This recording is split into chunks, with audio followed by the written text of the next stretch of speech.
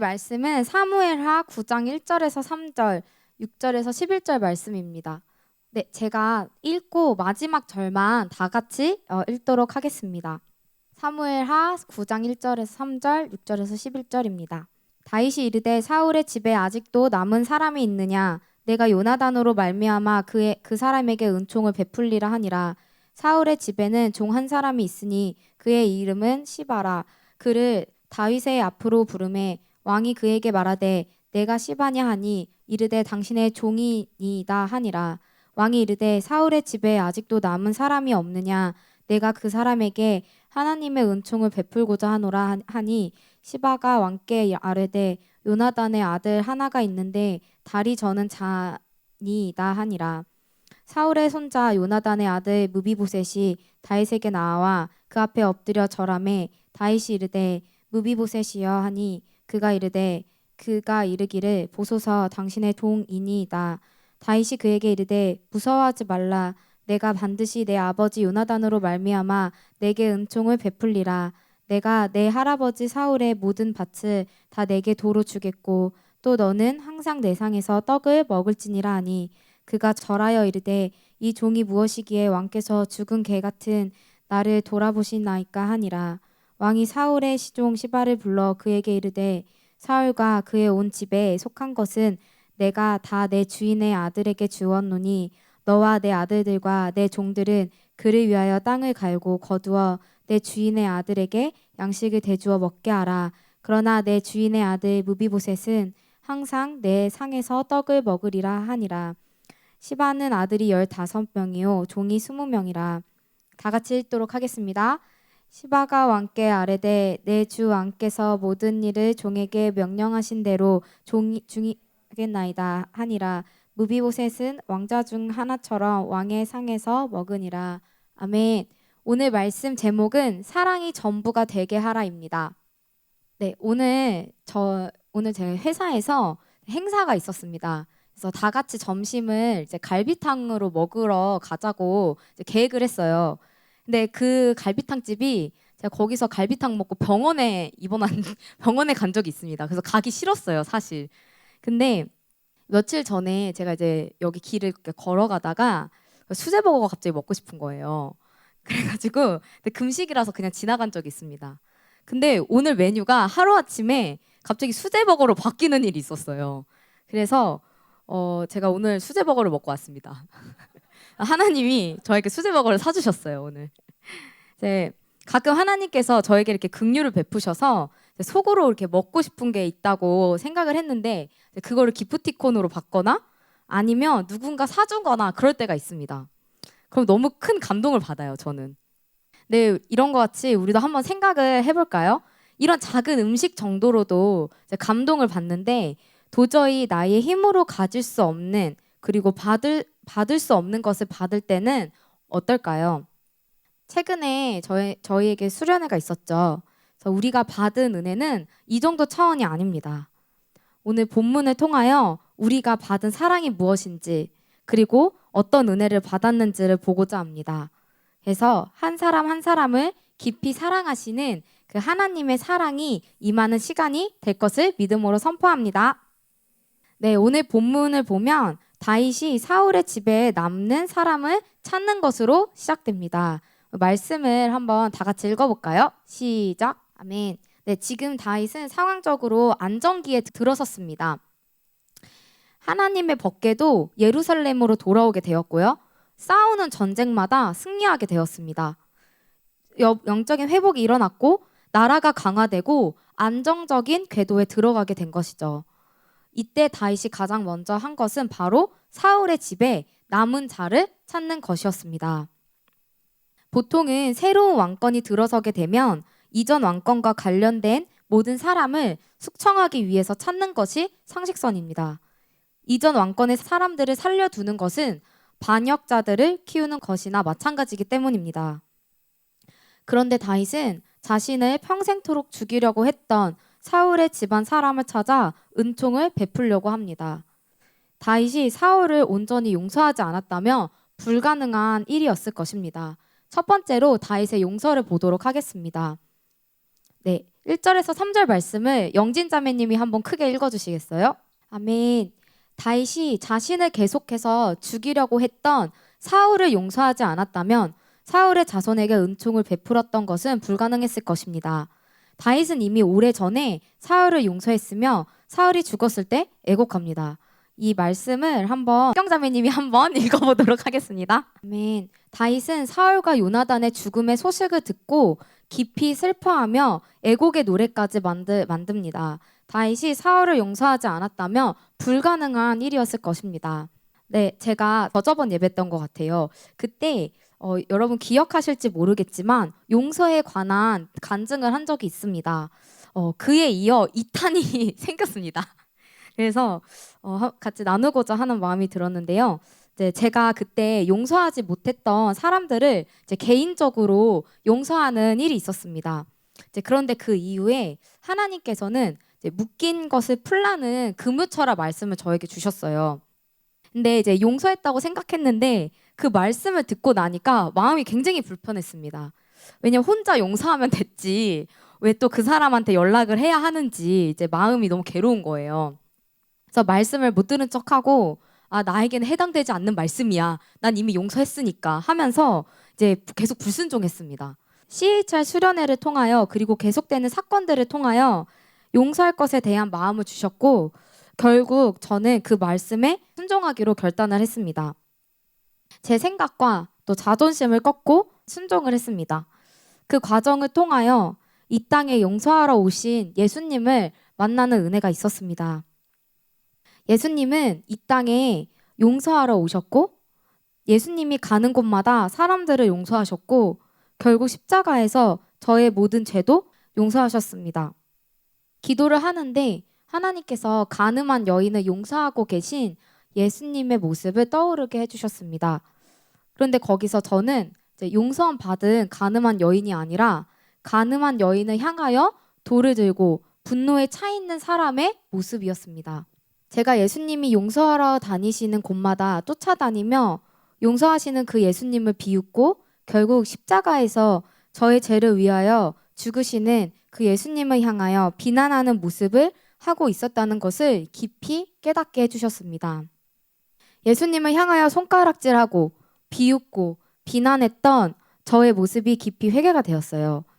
그 이후에 저에게 많은 영적인 풀림들이 일어나는 것을 경험하게 되었습니다. 제가 중학교 2학년 올라가던 해에 그 교회에서 한 달 동안 매일 철야 기도를 한 적이 있었습니다. 그 최근 수련회를 통해서 하나님은 그때가 생각나게 해주셨어요. 그때 하나님 주셨던 은혜가 무엇이었냐면 이제 가시관을 쓰시고 이제 십자가를 지고 앉아서 그 많은 사람들에게 둘러싸여 비난을 받으시는 예수님을 그때 떠오르게 해주셨습니다. 이제 그때 그 예수님에게 다가가서 예수님 많이 아프셨죠? 제가 이제 그 십자가 같이 지고 갈게요 라고 고백했던 적이 있었어요. 근데 이번 수련회 때 그 14살 때 제가 고백했던 그때부터 그 이미지가 다시 이어지게 해주셨습니다. 예수님 십자가 제가 질게요 라고 이제 제가 고백을 하자 예수님은 이렇게 말씀하셨습니다. 효진아, 이 십자가 사실 너의 것이란다. 원래는 너가 여기서 죽어야 하는 십자가야. 이제 말씀하시고 십자가를 꽉 잡으시는 모습을 보는데 그 제가 져야 하는 십자가인 줄도 모르고 무지하고 교만한 저를 용서하시는 사랑을 다시 한번 경험하게 되었습니다. 주님의 용서하심과 말로 표현하지 못할 사랑이 저를 덮는 것을 경험하게 되었어요. 다윗은 사울을 진심으로 용서했습니다. 그렇기 때문에 그 묶임이 풀려 다윗의 삶이 형통했음을 하나님은 기도 가운데 깨닫게 해주셨습니다. 우리도 이와 같이 용서함을 받았고 또 이 용서함으로 인하여 다른 사람을 용서하는 자들이 될 것을 믿음으로 선포합니다. 네, 두 번째는 자신이 받은 은혜를 기억한 다윗입니다. 무비보셋이 은총을 받았던 결정적인 이유는 오래전 다윗과 요나단의 언약이 있었기 때문이었습니다. 개구리 올챙이적 기억을 못한다는 말이 있습니다. 자신의 과거의 모습을 기억하지 못한 채 지금 모습이 원래 그랬던 것으로 기억하는 것입니다. 우리는 자신의 상황이 나아지고 또 문제가 해결되고 은혜를 입게 되면 자신이 원래부터 그런 줄 알고 고만해질 때가 많습니다. 하나님께 했던 고백, 약속, 사원 모두 잊어버릴 때가 많죠. 하나님 이것만 도와주시면 주님께 헌신하겠습니다. 이렇게 기도를 하기도 하고 아니면 실제 어렵고 힘들 때 공동체에서 또는 예수님의 도움을 받았지만 상황이 나아지면 그 은혜를 잊어버리기도 합니다. 하지만 평화로운 상황에 온 다윗은 자신이 받았던 은혜를 기억했습니다. 다윗은 사울이 자신을 죽이고자 마음 먹은 것을 확신했고 요나단의 도움으로 인하여 왕궁을 떠나 광야 생활을 시작하게 됩니다. 요나단의 언약을 맺는 부분을 한번 읽어보도록 할 텐데요. 형제 자매 번갈아 가면서 읽도록 하겠습니다. 짝수절은 형제님, 홀수절은 자매님들이 읽어보도록 하겠습니다. 시작. 그러나 만일 내 아버지께서 너를 해치려 하는데도 내가 이 일을 내게 알려주어 너를 보내어 평안히 가게 하지 아니하면 여호와께서 나 요나단에게 벌을 내리시고 또 내리시기를 원하노라. 여호와께서 내 아버지와 함께 하신 것 같이 너와 함께 하시기를 원하니 여호와께서 너 다윗의 대적들을 지면에서 다 끊어버리신 때도 너는 내 인자함을 끊어버리지 말라 하고 다윗에 대한 요나단의 사랑이 그를 다시 맹세하게 하였으니 이는 자기 생명을 사랑함 같이 그를 사랑함이었더라. 아멘. 네, 요나단은 다윗을 사랑했고 자신의 자리가 위험해질 것을 알면서도 다윗을 도왔습니다. 다윗은 사울에게 죽임 당할 수 있는 상황에서 요나단의 도움을 받게 되므로 도망칠 수 있게 되었습니다. 자신이 어려울 때 받았던 은혜를 기억한 것입니다. 그리고 다윗은 목동이든 도망자 신세이든 왕이든 상관없이 늘 자신이 어떤 사람인지를 기억하는 자였습니다. 오늘 나오는 본문 2장 전에는 다윗의 고백이 나옵니다. 이 말씀을 한번 동준 형제님이 읽어주시겠어요? 아멘. 다윗은 하나님의 은혜로 자신이 이 자리에 있다는 것을 기억했고 자신이 받은 은혜를 기억했을 것입니다. 자신이 어떤 자였는지 또 자신이 어떤 은혜를 받았는지를 잊어버렸다면 아마 다윗은 요나단과의 언약도 잊어버렸을 것입니다. 하지만 자신이 받은 은혜와 또 자신이 어떤 처지의 사람이었는지를 기억했고 요나단과의 언약을 늘 기억했다는 것을 알 수 있습니다. 저도 이 부분을 묵상하며 지금까지 받은 은혜들을 돌아보게 되었습니다. 제가 지금 이렇게 있을 수 있는 것도 누군가에 베풀어준 은혜 때문임을 기억하게 해주셨습니다. 수련회 때 나왔지만 우리의 미랄과 같이 죽어진 믿음의 선배를 통하여 자유로운 대한민국에서 예배드리고 찬양할 수 있게 되었습니다. 그리고 믿음의 부모님 또는 믿음의 선배를 통하여 지금 이 자리에서 신앙할 수 있는 특권을 받았습니다. 저도 지금의 저의 삶을 돌아보면 믿음의 선배들의 도움으로 이 자리에 있다는 것을 깨닫게 하실 때가 많습니다. 저는 원래 이렇게 찬양을 하면 은혜가 되고 예배를 드리면 눈물이 나고 기도를 뜨겁게 하는 분위기가 원래 예배의 기본 값인 줄 알았어요. 그래서 항상 그런 분위기에 있어서 몰랐습니다. 근데 예배를 드리거나 이제 기도 모임을 하거나 그러면 원래 그런 줄 알았어요. 원래 그런 분위기가 자연스럽게 나오는 건 줄 알았습니다. 네, 그런데 그 제이유 씨가 처음 생겼을 때 기억하시는 분들 계시죠? 그래서 예, 그런 은혜로운 분위기는 믿음의 선배들의 기도와 눈물과 헌신이 심겨지지 않으면 만들어지지 않는 분위기라는 것을 그때 처음 알게 되었습니다. 그래서 여러분이 지금 이렇게 예배드리고 은혜롭게 기도하고 하는 것이 모두 캠퍼스에서 헌신한 믿음의 선배들의 수고가 있었기 때문입니다. 또한 또 회사를 다니다 보니 참 다양한 종류의 크리스천들을 만나게 되는데요. 처음에는 정말 실망을 많이 했습니다. 미지근해져 있는 사람들, 또 세상과 구분 없고 세상과 별반 다를 거 없어 살아가는 이제 어떻게 보면 나이가 조금 있으신 분들, 크리스천이라 하시는 그런 분들을 보면서 나도 나중에 저렇게 되는 걸까 생각이 들면서 고민이 정말 많이 됐었습니다. 그런데 기도를 하다 깨닫게 해주신 것은 주님이 효진아 너의 믿음의 선배들을 보아라 하시며 말씀해 주시며 목자님 또 목사님들과 믿음의 선배들이 생각나게 해주셨습니다. 한 해 한 해가 지나갈수록 주님 앞에 순수한 마음으로 주님을 사랑하는 모습들과 과격하게 순종하는 모습들이 생각나게 해주시며 믿음의 유산을 받았다는 것을 깨닫게 해주시는 은혜가 있었습니다. 이러한 믿음의 선배들이 있었기에 부족하고 연약한 제가 계속해서 믿음의 길을 따라갈 수 있었고 제가 원래 어떤 자였는지를 생각나게 해주시는 은혜가 있었습니다. 제가 어떤 사람이었는지 또 어떤 은혜를 받았는지 기억하지 못하면 하나님께 해드리게 되는 것 같습니다. 마치 내가 원래 이랬던 사람인 것처럼 주님께 해드린다는 자세가 생기게 되는 제 자신을 보게 되었습니다. 하지만 제가 어떤 자였는지를 기억하고 이 자리에 있는 것이 은혜로 되었다는 것을 기억하면 하나님께 해드린다는 그런 교만한 자세는 가질 수 없게 됩니다. 이런 비천한 나를 사용하시는 하나님께 감사를 드리게 되죠. 우리는 원래 무비보셋과 같은 사람입니다. 무비보셋이 어떤 사람이었는지 또 그 은혜를 받은 자는 어떻게 되는지 한번 보도록 하겠습니다. 세 번째는 은혜를 입은 무비보셋입니다. 말씀을 한번 제가 읽어보도록 하겠습니다. 사울의 손자 요나단의 아들 무비보셋이 다윗에게 나와 그 앞에 엎드려 절하매 다윗이 이르되 무비보셋이여 하니 그가 이르되 보소서 당신의 종이니이다. 다윗이 그에게 이르되 무서워하지 말라. 내가 반드시 내 아버지 요나단으로 말미암아 내게 은총을 베풀리라. 내가 내 할아버지 사울의 모든 밭을 다 내게 도로 주겠고 또 너는 항상 내 상에서 떡을 먹을지니라 하니 그가 절하여 이르되 이 종이 무엇이길래 왕께서 죽은 개 같은 나를 돌아보시나이까 하니라. 아멘. 첫 번째로 은혜를 입은 무비보셋은 은총을 받게 됩니다. 무비보셋은 어릴 때 유모가 전쟁에서 도망치다 무비보셋을 떨어뜨려 두 다리를 모두 절게 되었습니다.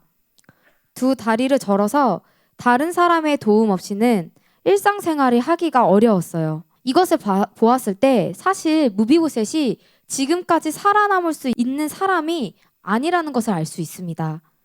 무비보셋이 지금까지 살아있는 것 자체가 기적입니다. 그리고 두 번째로는 사실 죽어야 마땅한 사람이죠. 지금 세워진 왕권과 반대편에 서 있는 사람으로 숙청을 당해야 되는 1순위의 사람입니다. 무비보셋은 본인이 죽을 수밖에 없는 사람인 것을 알고 있었습니다. 말씀을 무비보셋의 고백인데요. 이 말씀을 2절인데 다 같이 한번 읽어보도록 하겠습니다. 시작. 아멘. 이 두 구절은 무비보셋의 고백입니다. 죽은 개와 같은 자신, 사실은 죽어야 마땅한 자신을 알고 인정하며 다윗 앞에 하는 고백입니다. 그런 무비보셋에게 다윗은 죽이지 않을 뿐더러 심지어 사울 집안의 모든 재산을 받고 왕자의 신분과 같이 왕의 식탁에서 식사를 할 수 있는 은총을 베풉니다. 즉 왕자처럼 대우해 주는 것이죠. 그럴 만한 자격도 그럴 만한 사람도 아니고 심지어 몸도 온전한 사람이 아닌데도 말입니다. 이 부분을 묵상하며 하나님께서는 예수님의 사랑을 저에게 깊이 깨닫게 해주셨습니다. 사실 예수님의 사랑을 받을 자격도 없고 혼자서는 제대로 걸을 수도 없어서 신앙도 제대로 할 수 없는 자라는 것을 깨닫게 해주셨습니다. 그런데 이런 자를 용서해 주시고 은총을 베풀어 주시는 그 예수님의 사랑을 깊이 깨닫게 해주셨습니다. 9절에서 11절 말씀을 제가 한번 읽어보도록 하겠습니다. 왕이 사울의 시종 시바를 불러 그에게 이르되 사울과 그의 온 집에 속한 것은 내가 다 내 주인의 아들에게 주었노니 너와 내 아들들과 내 종들은 그를 위하여 땅을 갈고 거두어 내 주인의 아들에게 양식을 대주어 먹게 하라. 그러나 내 주인의 아들 무비보셋은 항상 내 상에서 떡을 먹으리라 하니라. 시바는 아들이 15명이요 종이 20명이라. 시바가 왕께 아뢰되 내 주 왕께서 모든 일을 종에게 명하신 대로 종이 준행하겠나이다 하니라. 무비보셋은 왕자 중에 하나처럼 왕의 상에서 먹으니라. 아멘. 이후에 무비보셋은 사울의 집안에서 가장 연약한 자였지만 계속해서 은총을 입고 살아남게 됩니다. 사울의 사람들이 결국 하나님의 심판을 받을 때도 무비보셋은 살아남습니다. 가장 부족하고 가장 연약한 자에게 베푸시는 하나님의 은혜입니다. 이러한 은총을 받은 무비보셋은 다윗을 사랑하게 되었습니다. 두 번째는 다윗을 사랑하게 됨입니다. 아마 무비보셋은 이것을 통하여 재산과 왕의 특권을 받는 것보다 다윗의 사랑을 느꼈을 것입니다. 이런 은혜와 사랑을 받은 무비보셋에게 이제 더 이상 자신이 받을 재산 때문이 아니라 다윗 자체를 사랑하게 됩니다. 다윗이 무엇을 줘서가 아니라 자신에게 베푼 그 사랑 자체에 감사하게 되는 것이죠. 마치 예수님을 3번 배신한 베드로를 갈릴리 바닷가에 예수님이 찾아오셨을 때 베드로에게 물고기가 더 이상 중요하지 않게 된 것과 같이 말입니다. 뒷부분을 보면 무비보셋의 종 시바가 모함을 해서 무비보셋이 다윗에게 오해를 받게 됩니다. 압살롬의 반역으로 도망갔던 다윗을 배신한 것으로 자신의 종이 모함해서 다윗이 무비보셋을 오해합니다. 하지만 잘 설명을 하여 오해는 풀리게 되고 다윗은 다시 그 무비보셋에게 재산을 돌려주게 됩니다. 하지만 무비보셋은 더 이상 그 재산이 중요하지 않았습니다. 말씀을 한번 다 같이 읽어보도록 하겠습니다. 시작. 아멘. 무비보셋은 다윗이 안전하게 돌아왔다는 것만 확인하고 자신이 돌려받은 재산을 다 자신의 종에게 주게 됩니다. 무비보셋은 더 이상 그 재산이 중요하지 않게 된 것입니다. 네, 저는 정말 연약한 사람입니다. 저 매일 죄에 넘어지고요. 또 영적으로도 성장이 좀 더디며 굉장히 둔감한 사람이에요. 그래서 저는 이제 능력이 뛰어난 것도 아니고 또 사실 공부도 그렇게 잘하지 못합니다. 그래서 수능도 망쳤고요. 집안에서도 학벌도 굉장히 낮았습니다. 그리고 돈도 그렇게 많이 버는 것도 아니어서 모아둔 돈도 그렇게 많지 않습니다. 그리고 뭐 그렇다고 스펙이 좋은 것도 아니고 또 상처도 많아서 다른 사람을 많이 찌르는 일을 많이 벌이기도 합니다. 몸도 자주 아프기도 하고요. 연약감 투성이네요. 그래서 연약한 사람이에요. 근데 이런 제가 할 수 있는 것은 주님께 제 마음을 고백하는 것뿐이었습니다. 저는 다른 사람에 비해 부족한 게 너무 많고 또 은혜도 너무 빨리 식어요.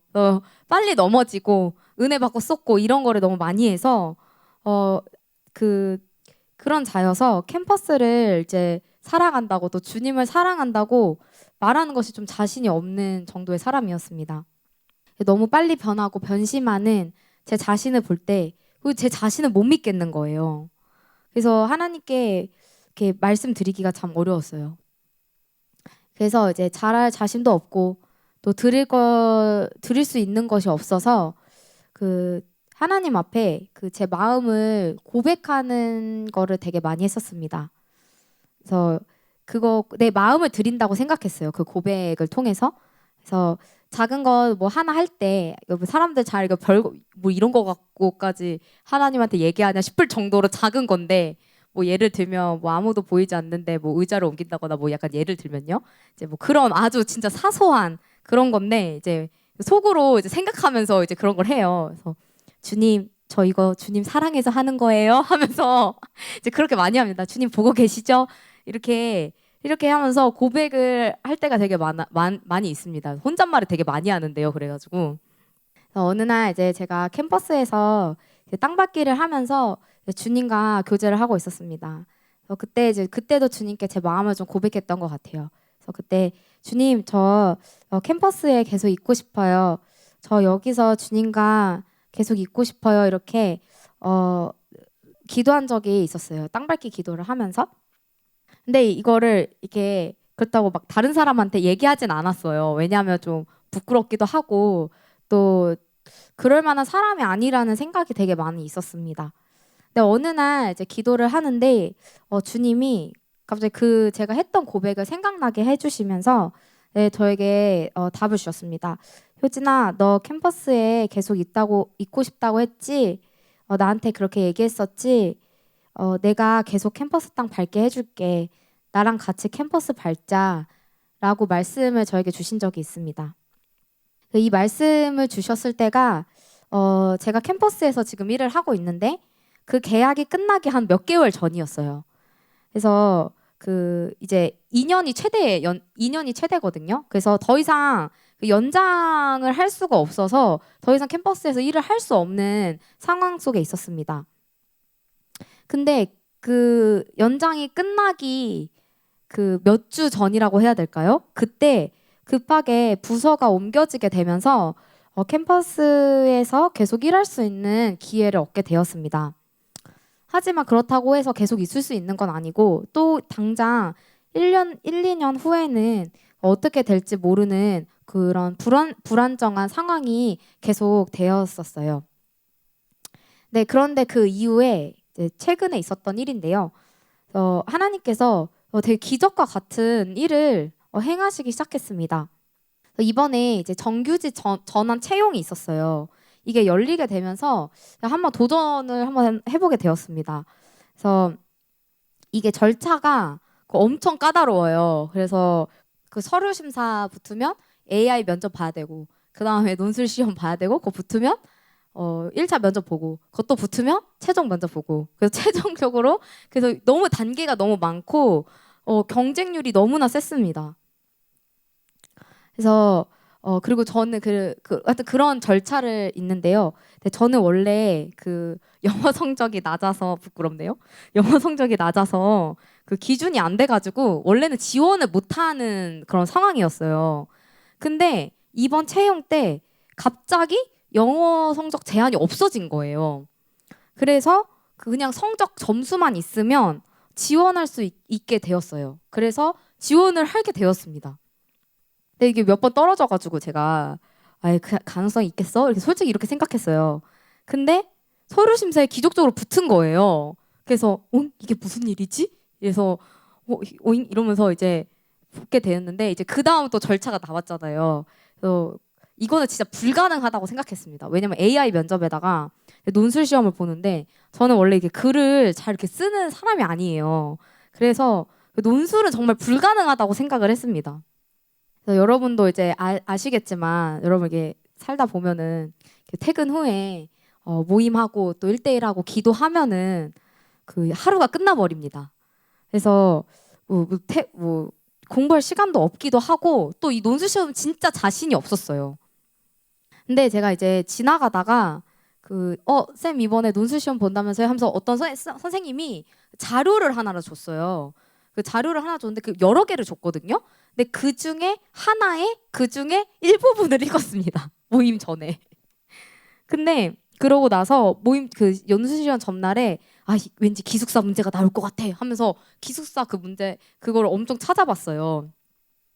근데 논술 시험에 그 제가 열심히 찾았던 기숙사 문제는 하나도 안 나오고 그 아주 잠깐 봤던 그 일부분 문제가 그 지문이 그대로 나온 거예요.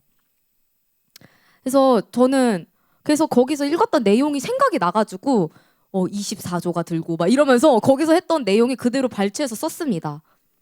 그래서 논술 시험에 붙었어요. 그래서 이거 정말 전 논술을 공부해 본 적도 없고 저는 그렇게 논리적이지도 않고 글을 잘 못 써가지고 정말 이거 기적이었고 가족들도 다른 건 모르겠는데 네가 어떻게 논술을 붙었냐 이러면서 다들 놀래했습니다.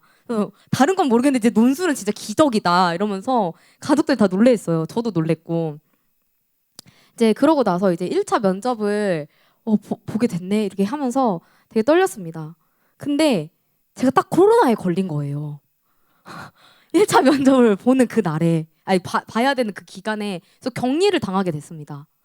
그래서 근데 기적적으로 갑자기 영상으로 또 면접 보래요. 그래서 또 봤어요. 근데 원활한 소통이 잘 안 되는 거예요. 영상으로 보니까. 그래가지고 심도 깊은 질문을 못 받은 거예요.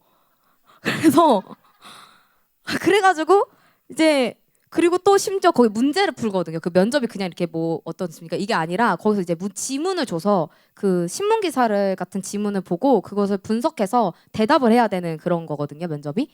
근데 또 이 문제가 지나가다가 어떤 쌤이랑 얘기하다가 저거 저래서 저렇고 뭐 어떤 대학에서 지금 저것 때문에 문제가 된대 하고 지나가서 그래요? 막 왜냐면 저 과격한 미디어 금식으로 그, 그 세상 뉴스를 아무것도 모르기 때문에 그런 일이 있어요? 저 뉴스를 안 봐서 몰라요. 했는데 그 문제가 나온 거예요, 면접에서. 그래서 이제 그 면접에 나오면서 이 모든 과정을 겪으면서 이게 제가 뭔가 내 힘으로 하거나 아니면 뭔가 잘해서 또 제가 열심히 된 게 없다는 것을 깨닫게 되었습니다. 그리고 나서 이 기도를 하게 됐어요. 근데 제가 사실 1차 면접까지 보게 될 줄은 몰랐거든요. 그래서 이거를 정말 할 능력이 되는 사람이 아닌데 하나님께서 이 무비보셋과 같은 사람이라는 것을 기도 가운데 깨닫게 해주셨습니다.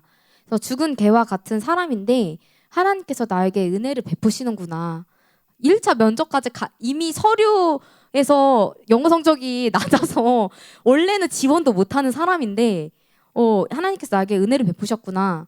그래서 저는 스펙도 없고 스펙이 진짜 없습니다. 아무것도. 그래서 예수님 믿는 것밖에 없어요. 스펙이. 스펙도 없고 아무것도 없는데 이런 질그릇과 같은 볼품없는 저를 돌보시는 은혜를 베푸시는 하나님의 사랑을 느끼게 되었습니다. 제가 바로 이 무비보셋과 같은 사람인 것을 하나님이 깊이 깨닫게 해주셨어요. 무비보셋이 두 다리를 절어서 혼자서는 바로 설 수도 없는 그런 사람인데 저도 영적으로 또 그냥 일상생활에서도 다리를 저는 사람처럼 혼자서는 바로 설 수 없어서 공동체의 도움을 매번 받고 기도를 받아야지만 걸어갈 수 있는 도움을 받아야지만 걸어갈 수 있는 사람이라는 것이 깨달아졌습니다. 그래서 이 나이가 되도록 아직도 주님과 공동체의 도움 없이는 지금도 대대로 서 있을 수 없고 제대로 살 수도 없는 사람인데 하나님이 그런 저를 포기하지 않으시고 친히 돌보시는 것을 깊이 깨닫고 경험하는 시간이었습니다. 제가 이 과정을 통해 깨달은 것은 더 이상 붙냐 안 붙냐가 중요하지 않게 되었습니다. 제가 얻은 것은 주님이 저의 손을 잡고 지금 이 캠퍼스를 걷고 계신다는 것이었습니다. 저의 인생 평생을 책임지시며 믿음의 길을 걸어갈 수 있도록 돕고 계심을 깨닫게 해주셨어요. 이제 더 이상 그게 되게 중요하지 않게 되었습니다. 이제 그 기도를 마치고 이제 오전에 저희 골방 기도를 하잖아요. 그래서 그 기도를 마치고 이제 또 업무를 보고 오후에 그 발표가 나게 됐어요. 근데 1차 면접에 그 붙었어요. 그래가지고 그래서 그거를 보면서 그런 은혜를 주시고 또 이제 수련회를 통하여 이제 첫사랑이 회복하게 되면서 정말 이게 그때는 이 기도를 하고 첫사랑이 회복되기 전에는 이 붙냐 안 붙냐가 너무 중요한 거예요. 그리고 너무 그게 중요하고 나 이거 진짜 이번에 꼭 돼야 되는데 이런 생각이 사실 있었습니다. 근데 그 주님과의 사랑이 회복되게 되면서 더 이상 그게 중요한 문제가 아니게 되었습니다. 어차피 떨어지든 붙든 간에 주님은 저를 사랑하시고 저는 주님과 계속해서 캠퍼스를 걸을 것이기 때문입니다. 그리고 저의 인생을 평생을 책임져 주시겠죠, 주님이. 그리고 저를 사랑해 주실 것이 회복되었기 때문에 더 이상 문제가 필요 없게 되었습니다. 무비보셋의 마음이 이랬을 것 같습니다. 더 이상 내가 무엇을 받냐, 받지 않냐가 중요해지지 않았을 것입니다. 다윗 자체를 사랑하게 된 것입니다. 결론입니다. 무비보셋은 은혜를 받았습니다. 자신이 다윗에게 좀 더 잘해서 또는 자격이 돼서 받은 것은 아무것도 없었습니다. 그저 전적인 은혜와 긍휼과 사랑을 받게 된 것이죠. 은혜라는 것은 이것입니다. 내가 좀 더 잘해서 받을 수 있는 게 아닙니다. 우리가 받은 예수님의 사랑은 내가 좀 더 잘해서 내가 좀 더 헌신하고 좀 더 금식 완벽하게 하고 기도를 좀 더 많이 하고 그렇게 해서 받아지는 게 아닙니다. 그것은 다 속는 것입니다. 은혜는 아무런 자격 없는 자에게 전적으로 주시는 사랑입니다. 이 사랑을 받으면 더 이상 인생에서 중요하다고 생각됐던 것들이 이제는 부수적이게 변하게 됩니다. 고린도전서 13장에서 1절에서 3절 말씀 다 같이 한번 읽어보도록 하겠습니다. 시작! 내가 사람의 방언과 천사의 말을 할지라도 사랑이 없으면 소리 나는 구리와 울리는 꽹과리가 되고 내가 예언하는 능력이 있어 모든 비밀과 모든 지식을 알고 또 산을 옮길 만한 모든 믿음이 있을지라도 사랑이 없으면 내가 아무것도 아니요 내가 내게 있는 모든 것으로 구제하고 또 내 몸을 불사르게 내줄지라도 사랑이 없으면 내게 아무 유익이 없느니라. 아멘. 예수님의 사랑이 전부입니다. 우리를 아무 이유 없이 용서하시고 구원하시고 사랑을 베풀어 주시는 예수님의 사랑이 전부가 되어서 여러분의 삶을 지배하게 되시기를 축복합니다. 이 사랑으로 인하여 자신의 삶에, 가정에, 캠퍼스에 살아가게 되고 그 사랑 자체로 만족하고 메시지가 되는 JCM이 되시기를 축복합니다.